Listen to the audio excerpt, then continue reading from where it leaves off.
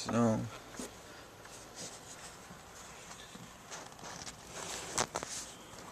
After 18 inches of snow,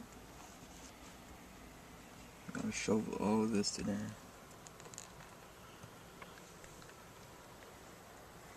I can't go out of the building.